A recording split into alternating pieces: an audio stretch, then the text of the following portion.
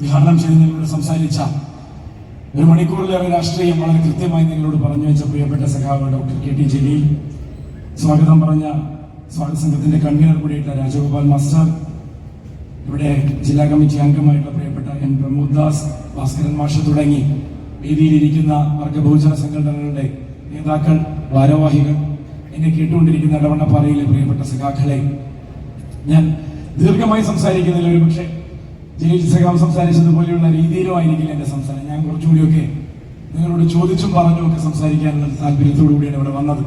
സത്യം പറഞ്ഞാൽ വളരെ സീരിയസ് ആയി നിങ്ങളോട് സംസാരിക്കണം രാഷ്ട്രീയം എന്ന് ഉദ്ദേശിച്ചിരുന്നു. പക്ഷേ ഇവിടെ വന്ന് നിങ്ങളെ കണ്ട് കേട്ട് ഇരിക്കുന്നതിന്റെ ഇടയിൽ അങ്ങനെ ആകണ്ട എന്ന് തോന്നിയതുകൊണ്ട് തന്നെ നിങ്ങളുടെ മനസ്സുകൂടി അറിയാവുന്ന ചില കാര്യങ്ങൾ ചോദിക്കാനും കൂടി ഈ സമ്മേളനത്തിന്റെ അടുത്തൊരു 15 മിനിറ്റ് അതിൽ കൂടുതലൊന്നും ഞാൻ സംസാരിക്കാനും താല്പര്യപ്പെടുന്നില്ല. ജലീൽ സഖാവ് സൂചിപ്പിച്ചു, നമ്മുടെ അടുത്തൊരു കാര്യം പറഞ്ഞു വെച്ചു. എന്താണ് പറഞ്ഞത്? കമ്മ്യൂണിസ്റ്റ് ആയിരിക്കുക എന്നുള്ളതാണ്, CPIM-കാരനാവുക എന്നുള്ളതാണ് ഏറ്റവും ശ്രമകരമായ ദൗത്യം. ഒരുപക്ഷെ അതിനും അപ്പുറത്തേക്ക് അതിന്റെ ഒരു നിർവചനം കൊണ്ടുപോവുകയാണെങ്കിൽ കമ്മ്യൂണിസ്റ്റുകാരനായിരിക്കുക എന്നുള്ളതാണ് ഈ കാലഘട്ടത്തിന്റെ ഏറ്റവും വലിയ ശരിയെന്നും, ശരികേടുകൾ മാത്രം പ്രോത്സാഹിപ്പിക്കുന്ന ഈ നാട്ടിൽ ഒരു ശരിയാവുക എന്നുള്ളത് വലിയ തെറ്റാണ് എന്ന് വിശ്വസിക്കുന്നതിന് മുമ്പിലേക്കാണ് നമ്മൾ രാഷ്ട്രീയം പറയേണ്ടത് എന്നുള്ളതാണ് നമ്മൾ വായിച്ചെടുക്കേണ്ടത്. നമുക്കെങ്ങനെ സ്വയം ശരികളാവാം എന്ന് ചിന്തിക്കുന്ന ഒരു കൂട്ടം മനുഷ്യരെ എല്ലാ കാലത്തും സൃഷ്ടിച്ച പ്രസ്ഥാനത്തിന്റെ പേരാണ് കമ്മ്യൂണിസ്റ്റ് എന്നുള്ളത്.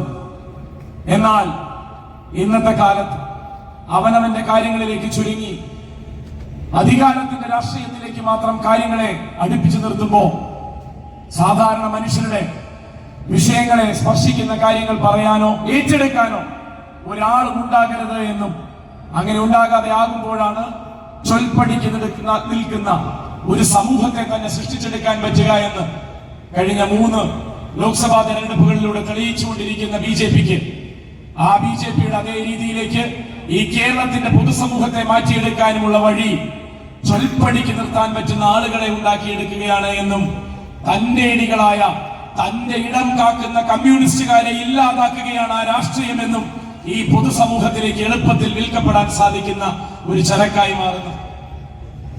അങ്ങനെയാണ് തന്റെ ഇടം എന്നുള്ള വാക്ക് വന്നത്. എങ്ങനെയാണ്? തന്റെ ഇടം കാക്കാൻ അറിയുന്നവനാണ് തന്റേടി. ഏതാണ് ആ ഇടം? ശരിയുടെ പക്ഷം പറയാൻ, സംസാരിക്കാൻ ആളില്ലാത്തവർക്ക് വേണ്ടി അവരുടെ നാവാകാൻ, അവരുടെ ശബ്ദമാകാൻ, അവനവന് വേണ്ടിയല്ലാതെ സംസാരിക്കാൻ പറ്റുന്ന ഒരു വലിയ സമൂഹത്തെ സൃഷ്ടിക്കാൻ, ഒരുമിച്ച് മുന്നേറണം എന്ന് പറയുന്ന മുദ്രാവാക്യം ഉയർത്താൻ, ആളുകളെ കണ്ടെത്താൻ, അതിനൊക്കെ പഠിപ്പിച്ച ഒരു വലിയ പ്രസ്ഥാനത്തെ ശരികേടുകളാണ് എന്ന് സ്ഥാപിച്ചെടുത്തുകൊണ്ട് ഇവിടെ കമ്മ്യൂണിസം ഇല്ലാതെയായി കഴിഞ്ഞാൽ, കമ്മ്യൂണിസ്റ്റ് മാർക്സിസ്റ്റ് പാർട്ടി ഇല്ലാതെയായി കഴിഞ്ഞാൽ ചൊൽപ്പടിക്ക് നിൽക്കാൻ പറ്റുന്ന ഒരു കൂട്ടം ആളുകളെ സൃഷ്ടിച്ചെടുക്കാം എന്നുള്ളത് തന്നെയാണ് ഇവിടെ നമുക്കെതിരെ നിൽക്കുന്ന സകല മനുഷ്യരും. രാഷ്ട്രീയമായി എതിരെ നിൽക്കുന്നവർ മാത്രമല്ല. എന്തിന്റെയൊക്കെ പേരിലാണ് കമ്മ്യൂണിസ്റ്റ് മാർക്സിസ്റ്റ് പാർട്ടി ഇല്ലാതെ ആകേണ്ടത് എന്ന് ആളുകൾ ചിന്തിക്കുന്നത്? രാഷ്ട്രീയത്തിന്റെ പേരിലാണെങ്കിൽ നമുക്കതിനെ നേരിടാൻ പറ്റുമായിരുന്നു. പക്ഷേ രാഷ്ട്രീയത്തിനും അപ്പുറം ഈ പാർട്ടിയെ ഇവിടെ ഇല്ലാതെയാക്കി കാണണമെന്ന് ആഗ്രഹിക്കുന്ന ഓരോരോ താല്പര്യത്തിന്റെ പേരിൽ, നിക്ഷിപ്ത താല്പര്യങ്ങളുടെ പേരിൽ ഒരുപാട് ആളുകൾ ചേർന്ന് നടക്കുന്ന ചില നാടകങ്ങൾ, ചില അസംബന്ധങ്ങൾ, ഈ അസംബന്ധങ്ങളുടെ നടുവിൽ മലയാളി 4 കോടിയിലേറെ വരുന്ന മനുഷ്യർ ജീവിച്ചു തീർക്കുകയാണ്. ആ ജീവിച്ചു തീർക്കുന്നതിനിടയിൽ ശരി തെറ്റുകൾ ഏത് എന്ന് ചിന്തിക്കാൻ സാധിക്കാതെ, അല്ലെങ്കിൽ ശരിയും തെറ്റും പറഞ്ഞു വെക്കുന്നത് എങ്ങനെയാണോ അങ്ങനെ തന്നെ വിശ്വസിക്കണമെന്ന നിർബന്ധത്തിൽ നടക്കുന്ന കാര്യം. അതുകൊണ്ടാണ് വാർത്തകൾ കാണുമ്പോൾ ദൃശ്യമാധ്യമങ്ങളുടെയും ചാനൽ ചർച്ചകളുടെയും ഒക്കെ കാര്യത്തിന്റെ ഉദാഹരണം പറഞ്ഞുകൊണ്ട് ഉദ്ഘാടക പ്രസംഗം നിങ്ങളോട് പറഞ്ഞത് അത് വിശ്വസിക്കരുത് എന്ന്. അത് വിശ്വസിക്കാതിരിക്കുക എന്നുള്ളതിനും അപ്പുറം വിശ്വസിക്കേണ്ടത് എന്ത് എന്ന് ചിന്തിക്കുക എന്നുള്ളതും കൂടിയാണ് നമ്മളുടെ ഓരോരുത്തരുടെയും ഉത്തരവാദിത്വം. എന്തിലാണ് വിശ്വസിക്കേണ്ടത് എന്ന്, മനുഷ്യരിലാണ് വിശ്വസിക്കേണ്ടത് എന്ന് പഠിപ്പിക്കുന്ന, ആ മനുഷ്യരുടെ വിശ്വാസങ്ങൾക്കൊപ്പം, ആ മനുഷ്യരുടെ സാധാരണ പ്രശ്നങ്ങൾക്കൊപ്പം പരിഹാരം കാണുന്നതിന് വേണ്ടിയാണ് രാഷ്ട്രീയം പറയേണ്ടത് എന്ന് പഠിപ്പിക്കുന്ന നമ്മളുടെ പ്രത്യയശാസ്ത്രത്തിന്റെ അടിത്തറ എന്താണ് എന്ന് നമ്മൾ ഓരോരുത്തരും പുതുതായി കണ്ടെത്തേണ്ടുന്ന ഒരു കാലഘട്ടം. ഇന്ന് ഞാൻ വരുന്നത് പാലക്കാട് നിന്നാണ്. ഡിസംബർ 1 പാലക്കാടിനെ സംബന്ധിച്ചിടത്തോളം വലിയ വൈകാരികമായിട്ടുള്ളൊരു ദിവസമാണ്. 1967 സർക്കാർ EMSന്റെ രണ്ടാം സർക്കാരിനെ എങ്ങനെയാണ് മുസ്ലിം ലീഗ് ഒരൊറ്റ രാത്രി കൊണ്ട് മറിച്ചിട്ടത് എന്നും ആ തെരഞ്ഞെടുക്കപ്പെട്ട MLA-മാരിൽ നിന്ന് തന്നെ മറ്റൊരു മുന്നണി ഉണ്ടാക്കി, ഒരു കുറുമുന്നണി ഉണ്ടാക്കി അച്യുതമേനോന്റെ നേതൃത്വത്തിൽ മറ്റൊരു മന്ത്രിസഭ അധികാരത്തിലേറിയത് എന്നുമൊക്കെ നമുക്ക് ചരിത്രത്തിൽ നിന്ന് മനസ്സിലാക്കാം.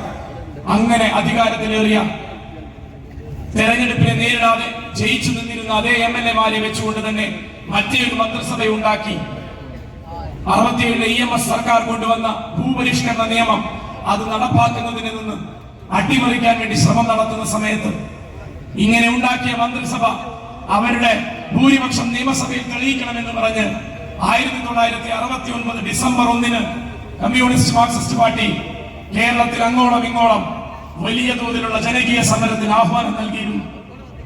ഡിസംബർ 1 അന്നത്തെ ജില്ലകളിലെ മുഴുവൻ കളക്ടറേറ്റുകളിലും ആ കളക്ടറേറ്റുകൾക്ക് മുന്നിൽ ഉപരോധ സമരത്തിന്റെ വലിയൊരു മാല തീർക്കുക തന്നെ ഉണ്ടായി. ആ ഉപരോധ സമരത്തെ പാലക്കാട് അവിടുത്തെ ഭരണകൂടം നേരിട്ടത് പോലീസിന്റെ തോക്കുകൊണ്ടായിരുന്നു. 4 സഖാക്കൾ, ആ 4 സഖാക്കൾ ധീര രക്തസാക്ഷിത്വം വരിച്ച ദിവസം, പാലക്കാടിന്റെ രക്തസാക്ഷി ദിനമായി ആചരിക്കുന്ന ദിവസം കൂടിയാണ് ഈ ഡിസംബർ 1 എന്ന് പറയുന്നത്. 6 ദിവസങ്ങൾക്ക് മുന്നേ കൂത്തുപറമ്പ് രക്തസാക്ഷിത്വ ദിനം നമ്മൾ ആചരിക്കുകയുണ്ടായി.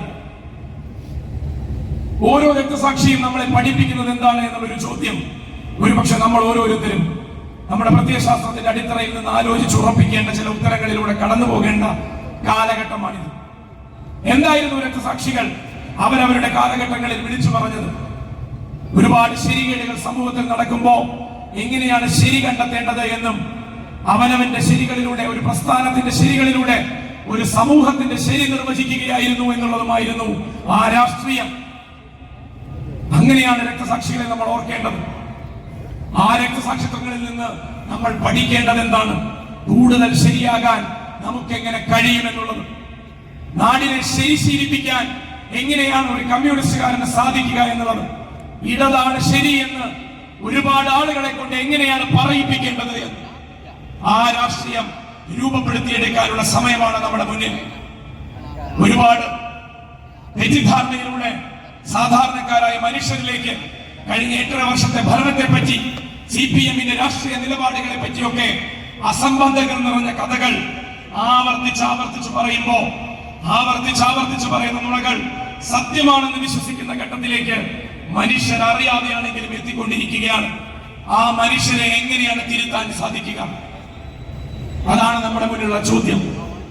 നമ്മളെ അവിശ്വസിക്കുന്ന, CPM-നെ അവിശ്വസിക്കുന്ന, ഈ സർക്കാരിനെ അവിശ്വസിക്കുന്ന, അത് അവാസ്തവങ്ങളുടെ പേരിൽ, തെറ്റിദ്ധാരണകളുടെ പേരിൽ, അസംബന്ധങ്ങളുടെ പേരിലൊക്കെ അവിശ്വസിക്കുന്ന ഓരോ മനുഷ്യരെയും നമുക്കെങ്ങനെ തിരുത്താൻ സാധിക്കും എന്നുള്ള രാഷ്ട്രീയമാണ് നമ്മൾ ഇന്ന് ഓരോ ലോക്കൽ സമ്മേളനവും, അത് കഴിഞ്ഞിപ്പോ ഏരിയ സമ്മേളനവും, അതിന് തൊട്ടുമുന്നേ നടന്ന ബ്രാഞ്ച് സമ്മേളനവും, ഇനി അങ്ങോട്ട് നടക്കാനുള്ള ജില്ലാ സമ്മേളനങ്ങളും സംസ്ഥാന സമ്മേളനവും, ഒടുവിൽ 24ാം പാർട്ടി കോൺഗ്രസ് വരെ എത്തി നിൽക്കുന്ന കാലയളവുകൾ കൊണ്ട് തെളിയിക്കാനുള്ളത്.